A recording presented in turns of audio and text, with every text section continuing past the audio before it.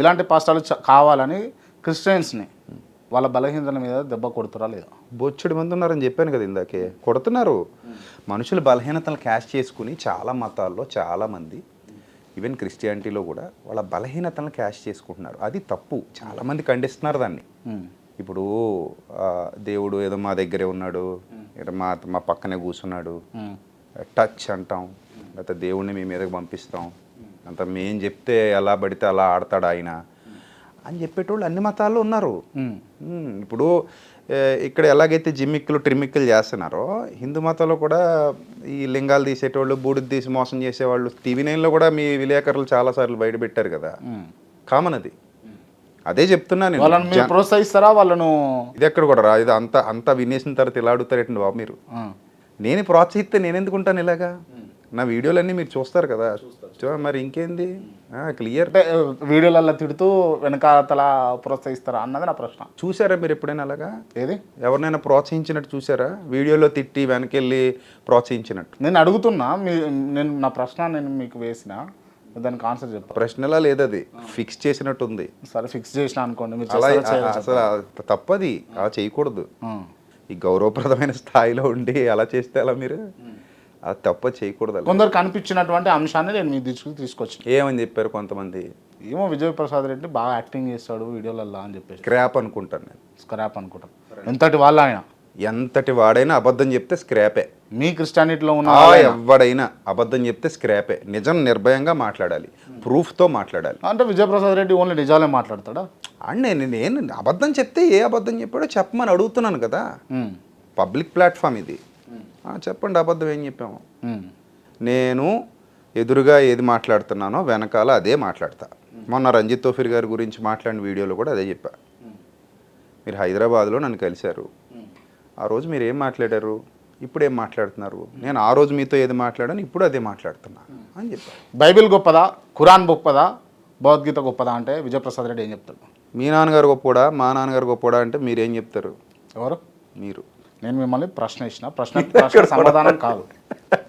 నేను అదే చెప్తాను, ఇందులోనే సమాధానం ఉంది. ప్రశ్నకు ప్రశ్న సమాధానం కాదు. మీ నాన్నగారు మీకు గొప్ప, మా నాన్నగారు నాకు గొప్ప, మీ మమ్మీ మీకు గొప్ప, మా మమ్మీ మాకు గొప్ప, హిందువులకు వాళ్ళ గ్రంథాలు గొప్పవి, మేమెవరం కాదనడానికి మీరెవరు కాదనడానికి, అలాగే ఖురాన్ అనేది ఇస్లాం వారికి గొప్పది, మనం ఎవరం కాదనడానికి, బైబిల్ క్రైస్తవులకు గొప్పది. That is the perception of the devotees. వాళ్ళ పర్సెప్షన్ అలా ఉంది. You have to accept that. Right. ఇప్పుడు గల్లీలలోకి వచ్చి ఇంకొక పాయింట్ నేను చెప్తా. చెప్పండి. మన గ్రంథాన్ని అవతలవాడు కించపరిచి మాట్లాడుతున్నప్పుడు అవతల వ్యక్తి, దట్ ఈ only that person, not a మొత్తం టోటల్ గుంపు కాదు, ఓన్లీ దట్ పర్సన్ కించపరిచి మాట్లాడుతుంటే మీరు ఆయన కూర్చొని మాట్లాడుకున్నప్పుడు మాత్రమే ఆ ప్రస్తావనలు ఏమైనా తేల్చుకోవచ్చు. దానికి అక్కడ ఎలిజిబిలిటీ ఉంది. అంటే ఇద్దరు యొక్క ఇష్టపూర్వకమైన చర్చా వేదికలాగా. అలా కాకుండా పబ్లిక్ ప్లాట్ఫామ్ మీదకి వచ్చి వందలాది మంది కోట్లాది మంది మనోభావాలను దెబ్బతీస్తూ నీ గ్రంథం అలాగా నా గ్రంథం ఇలాగా అనడం సరైన పద్ధతి కాదు. నీ దేవుడు ఇలాగా నా దేవుడు ఇలాగా అనడం కూడా సరైన పద్ధతి కాదు. గల్లీలలోకి వచ్చి మైక్ సెట్లతోటి మత ప్రచారం చేసేటటువంటి క్రైస్తవులకు ఏం చెప్తారు మీరు? అంటే మత ప్రచారం అంటే మా మతంలో చేరండి, మా మతంలో చేరండి అని ఎవడు చెప్పినా తప్పే కదా. ఎవడు చెప్పినా తప్పే మా మతంలో చేరండి అని. మళ్ళొకసారి మా మతంలో చేరండి అని ఎవడు చెప్పినా తప్పే. క్రిస్టియన్స్ చెప్పినా, హిందువులు చెప్పినా తప్పే, క్రిస్టియన్లు చెప్పినా తప్పే. క్రిస్టియన్లు చెప్పినా 100 సార్లు మీరు అడిగినా అదే ఆన్సర్ చెప్తా. క్రిస్టియన్లు మా మతంలో చేరండి అని ఎవడు చెప్పినా తప్పే. అది యాక్చువల్లీ ఇక్కడ ఏంటంటే మనం ఎవరికైనా చెబితే మంచి చెప్పాలి. ఇప్పుడు నా వీడియోలు ఉన్నాయి, మీ వీడియోలు ఉన్నాయి, మీరు నాతో ఫోన్ చేసినప్పుడు కూడా మన ఇంటర్వ్యూ ద్వారా సమాజానికి మంచి జరగాలని అన్నారా? అవునా? అంటే మీ పర్సెప్షన్ ఏంటి? మన ఇద్దరం మాట్లాడుకుని కొన్ని విషయాలు చెప్పడం ద్వారా సమాజానికి ఏం జరగాలనేది మీ ఉద్దేశం? మంచి జరగాలి. అది యాటిట్యూడ్, గుడ్ యాటిట్యూడ్ అది. ఇప్పుడు మనం ఏదైనా మాట్లాడుతున్నప్పుడు, మనం ఏదైనా చెప్తున్నప్పుడు అవతలి వాడికి మేలు చేసే విధంగా ఉండాలి.